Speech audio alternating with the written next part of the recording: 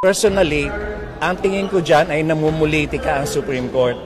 Kasi yung opening statement pa lang ng decision ay sinasabi nila na impeachment should not be a process for to even out political scores.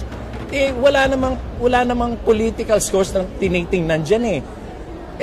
Paano nila lalampas sa isip nila yung merong certification ang AFP?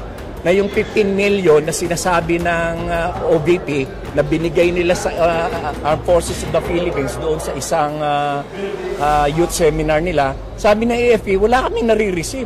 So doon pa lang halata mo na ninakaw yung pera eh. Tapos sasabihin mo, political score.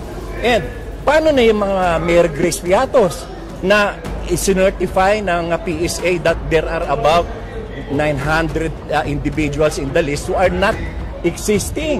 Wala mga birth records. Paano mangyayari yun?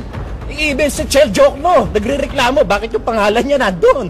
O, political score pa rin yun. Halata kasi na itong Supreme Court is just siding with Sara. Ako nga, dinisbar ako for a much lesser offense. Samantalang si Sara, katakot-takot na pagmumura, katakot-takot na pagbabanta ng pagpatay ang ginawa niya, hindi siya dinidisbar. So ang Supreme Court talaga, tuta ng Duterte.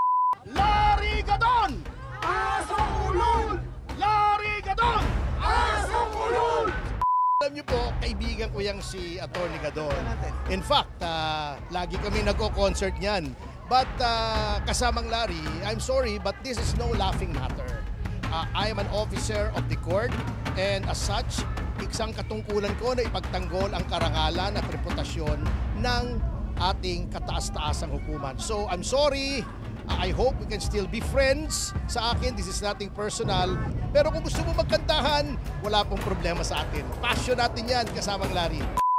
Kung ang pagtatanong sa accountability ng isang public official ay asong ulol, ano naman ang mga taong mga tanga at mga bobo na ninanakawan na ay wala pa ring kibo at kumakampi pa. Ang tawag sa mga yan ay mga asong, mga tanga at bobo.